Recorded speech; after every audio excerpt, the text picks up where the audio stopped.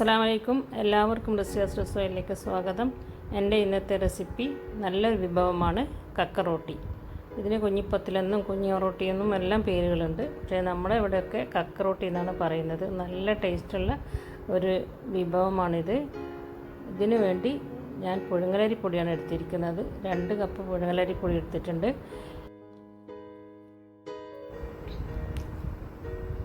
ഇതിലേക്ക് 1 ടീസ്പൂൺ ചെറിയ ജീരകം പൊടിച്ചതും 1 ടീസ്പൂൺ പെരിഞ്ജീരകം പൊടിച്ചതും ചേർക്കണം.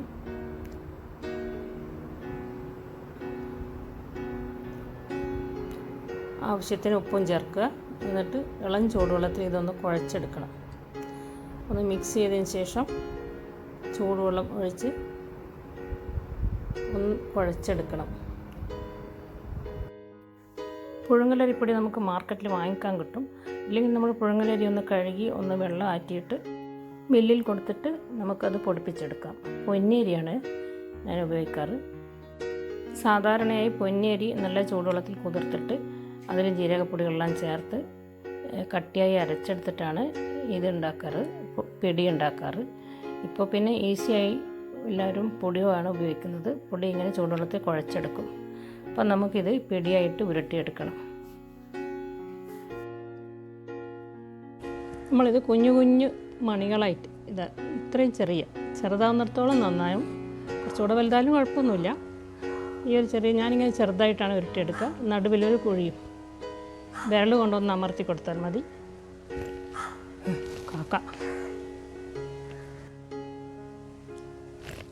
കാക്കയെ കൊണ്ട് ഭയങ്കര ശല്യമാണ്. കാക്ക ഇങ്ങനെ കരഞ്ഞുകൊണ്ടേയിരിക്കും. അപ്പം ഞാൻ പറയുന്നത് നിങ്ങൾക്ക് മനസ്സിലാവില്ല, അത് ഡിസ്റ്റർബൻസ് ആവും. നമുക്ക് കാക്കയെ ഓടിച്ചാൽ പിന്നെയും കാക്ക ഓടി വരും. എല്ലാവരും എൻ്റെ ചാനൽ സബ്സ്ക്രൈബ് ചെയ്യണേ. ചെയ്യാത്തവരുണ്ടെങ്കിൽ സബ്സ്ക്രൈബ് ചെയ്യണം. ആദ്യമായിട്ട് കാണുന്നവരും സബ്സ്ക്രൈബ് ചെയ്യണം. ഇതിൻ്റെ ഫീഡ്ബാക്ക് എനിക്ക് കമൻറ്റ് ബോക്സിൽ ഇടണം. ലൈക്ക് ചെയ്യണം, ഷെയർ ചെയ്യണം, എല്ലാ സപ്പോർട്ടും ചെയ്യണം. ഇനിയും ഒരുപാട് റെസിപ്പീസ് കാണിക്കാനുണ്ട്. തലശ്ശേരി പാചകങ്ങൾ കൂടാതെ മറ്റു പല പാചകങ്ങളും, ജ്യൂസും പുഡിങ്ങും, അങ്ങനെ ഒരുപാട് റെസിപ്പീസ് കാണിക്കാനുണ്ട്. അതെല്ലാം ഞാൻ അടുത്തടുത്തായിട്ട് കാണിക്കുന്നതാണ്. നിങ്ങളെല്ലാം സപ്പോർട്ടുണ്ടായാൽ മതി എനിക്ക്. അപ്പോൾ അതെനിക്ക് ഉണ്ടാക്കാനും ചെയ്യാനും കാണിക്കാനും ഒരു പ്രചോദനമാവും. തീർച്ചയായിട്ടും നിങ്ങളെനിക്ക് സബ്സ്ക്രൈബ് ചെയ്യണം, ഷെയർ ചെയ്യണം, എല്ലാവരിലും എത്തിക്കണം എൻ്റെ വീഡിയോസ്. സബ്സ്ക്രൈബ് ചെയ്ത് കഴിഞ്ഞാൽ അതിനടുത്തൊരു ബെല്ലൈക്കൺ ഉണ്ട്, അതൊന്ന് ക്ലിക്ക് ചെയ്യണം. അപ്പോൾ എൻ്റെ എല്ലാ റെസിപ്പീസും നിങ്ങൾക്ക് കാണാം. അതിൽ ഓൾ എന്ന ബട്ടൺ വേണം അമർത്താൻ. അപ്പോൾ എൻ്റെ എല്ലാ വീഡിയോസും നിങ്ങൾക്ക് കാണാൻ പറ്റും. അപ്പോൾ നമുക്കിത് 2 ഇലയിൽ നിറയെ ഇട്ടിട്ട് വേവിച്ചെടുക്കാം.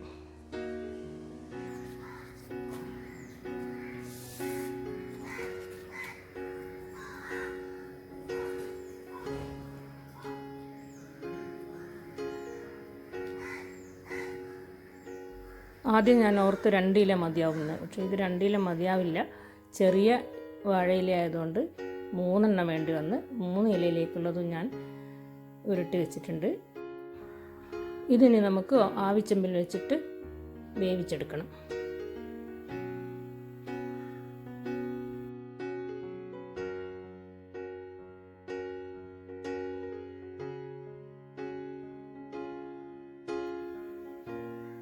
നമുക്കിനി ഇത് ആവിച്ചെമ്പിൻ്റെ തട്ടിലേക്ക് മാറ്റാം.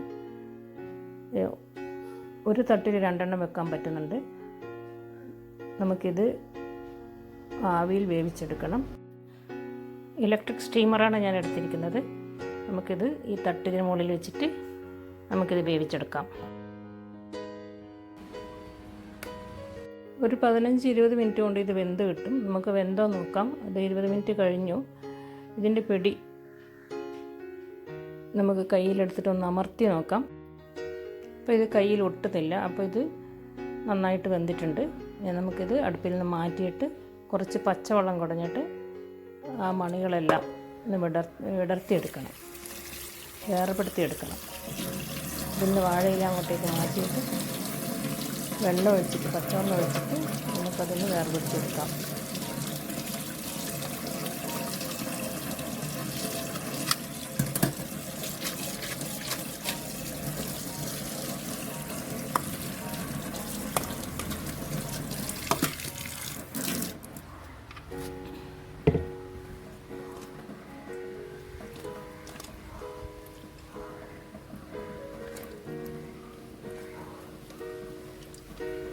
ഞാൻ പിടിയെല്ലാം വേവിച്ചെടുത്തിട്ടുണ്ട്.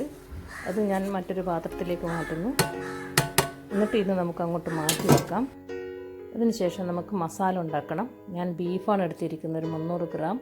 പിന്നെ 2 ഉള്ളി മുറിച്ചത്, 1 തക്കാളി മുറിച്ചത്, 3 പച്ചമുളക്, ഓരോ ടേബിൾ സ്പൂൺ വീതം വെളുത്തുള്ളിയും ഇഞ്ചിയും. ഇത് നമുക്ക് എല്ലാം കൂടി ചേർത്തിട്ട് ഇറച്ചിയിലേക്ക് എല്ലാം കൂടി ചേർത്തിട്ട് ഇത് കുഴച്ച് വെക്കണം. പിന്നെ ഇതിൻ്റെ കൂടെ നമുക്ക് ആവശ്യത്തിന് ഉപ്പ് ചേർക്കണം. പിന്നെ 1 ടേബിൾ സ്പൂൺ മുളക് പൊടി ചേർക്കണം. പിന്നെ 1/2 ടേബിൾ സ്പൂൺ മഞ്ഞൾപ്പൊടി, പിന്നെ 2 ടേബിൾ സ്പൂൺ മല്ലിപ്പൊടി, 2 ടേബിൾ സ്പൂൺ മല്ലിപ്പൊടി, പിന്നെ 1/2 ടീസ്പൂൺ ഗരം മസാലപ്പൊടി. ഇതെല്ലാം കൂടി ചേർത്ത് നന്നായിട്ട് കുഴച്ച് വെക്കണം. എന്നിട്ട് ഒരു അരമണിക്കൂർ ഇത് റെസ്റ്റ് ചെയ്യാൻ വെക്കണം, മസാല പിടിക്കട്ടെ ഇറച്ചിയിലേക്ക്. ഇത് ബീഫ് കഴിക്കാത്തവർക്ക് ചിക്കൻ വേണമെങ്കിൽ ഉപയോഗിക്കാം. ചിക്കനും നല്ല ടേസ്റ്റ് ആയിരിക്കും. ഇത് നമുക്ക് അരമണിക്കൂർ കഴിഞ്ഞ് അത് നമുക്ക് കുക്കറിൽ വേവിച്ചെടുക്കണം. ബീഫിന് നല്ല വേവാണ്, അതുകൊണ്ട് ഞാൻ കുറച്ച് വെള്ളം കൂടുതൽ ചേർക്കുന്നുണ്ട്. അപ്പോൾ വെള്ളം ചേർത്തിട്ട് നമുക്കിത് വേവിച്ചെടുക്കണം.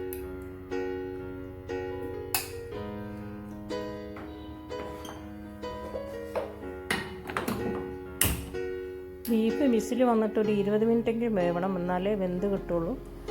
അപ്പോൾ ഇറച്ചി അവിടുന്ന് വേവട്ടെ, ഇറച്ചി മസാലയും വേവട്ടെ. അപ്പോഴേക്കും നമുക്ക് കുറച്ച് തേങ്ങ വറുത്തെടുക്കണം.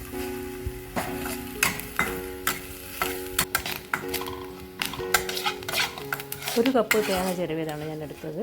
അത് വെളിച്ചെണ്ണ ചേർത്താണ് ഞാൻ വറുക്കുന്നത്. വെളിച്ചെണ്ണ ചേർത്ത് നല്ല ചുവക്ക വറുത്തെടുക്കണം. ഇറച്ചി നന്നായി വെന്തിട്ടുണ്ട്. കക്കറോട്ടി നമുക്കിനി തിളപ്പിച്ചെടുക്കണം. അതിനുവേണ്ടി പിടി വേവിച്ച് വെച്ചിട്ടുണ്ട്. പിന്നെ ഇറച്ചി മസാല റെഡി ആയിട്ടുണ്ട്. പിന്നെ തേങ്ങ വറുത്തരച്ച് വെച്ചിട്ടുണ്ട്. അപ്പം നമുക്കിതിന് തിളപ്പിച്ചെടുക്കാം. പാത്രം അടുപ്പിൽ വെച്ചിട്ടുണ്ട്. ഇതിലേക്ക് ഓയിൽ ഒഴിക്കണം. പിന്നെ കുറച്ച് ഉള്ളി മൊരിയിക്കണം. ഉള്ളി കറിവേപ്പില മൊരിയിച്ചതിന് ശേഷം വെളിച്ചെണ്ണയാണ് ഒഴിക്കേണ്ടത്. വെളിച്ചെണ്ണയാണ് ടേസ്റ്റ്.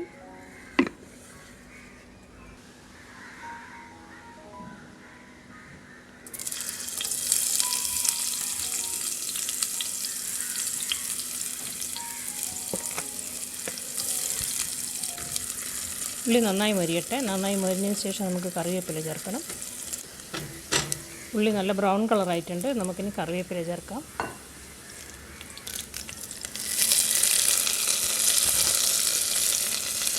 ഇതിലേക്ക് മസാല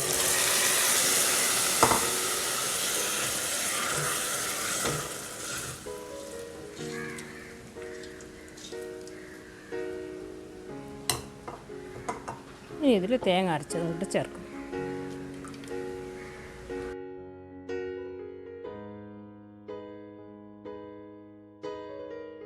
തേങ്ങ ഞാൻ വറുത്തിട്ടാണ് അരച്ചത്. പച്ച തേങ്ങയും അരച്ചിട്ട് കക്കറോട്ടി ഉണ്ടാക്കാം. വറുത്താൽ ഒന്നും കൂടെ ടേസ്റ്റ് കൂടുതലാണ്. ഉപ്പ് കുറവാണ്, കുറച്ചുകൂടെ ഉപ്പ് ചേർക്കും. ഇതിൽ കുറച്ച് ഗരം മസാലപ്പൊടി ചേർക്കണം.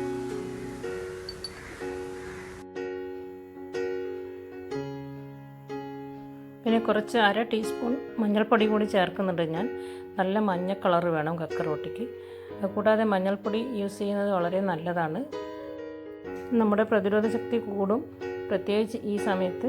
അതുകൊണ്ട് നമ്മൾ എല്ലാ കറികളിലും കഴിയുന്നിടത്തോളം മഞ്ഞൾപ്പൊടി കൂടുതൽ യൂസ് ചെയ്യാൻ നോക്കണം. പിന്നെ മല്ലിയില ചേർക്കണം. മല്ലിയില എൻ്റെ കയ്യിൽ കുറച്ചേ ഉള്ളൂ, കിട്ടാനെല്ലാം പ്രയാസമാണ് ഇപ്പം മല്ലിയില. അപ്പോൾ ഉള്ളത് വെച്ച് അഡ്ജസ്റ്റ് ചെയ്യുന്നു. അപ്പോൾ മല്ലിയിലയും കൂടി ചേർത്തതിന് ശേഷം വേണം നമുക്ക് അരിപ്പിടിയിൽ ചേർത്ത് തിളപ്പിച്ചെടുക്കാൻ. അരിപ്പിടി ചേർക്കാം. നന്നായിട്ട് ഇളക്കണം.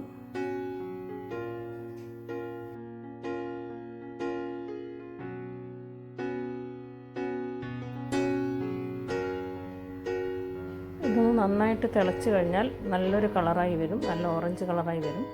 മഞ്ഞളും മുളകും എല്ലാം ചേർത്തിട്ടുള്ള ആ ഒരു നല്ലൊരു കളർ വരും. അത് തിളക്കാൻ തുടങ്ങിയിട്ടുണ്ട്. തിളച്ച് കഴിഞ്ഞ് ഒന്ന് കുറുകി വറ്റണം. നന്നായിട്ട് തിളച്ചു.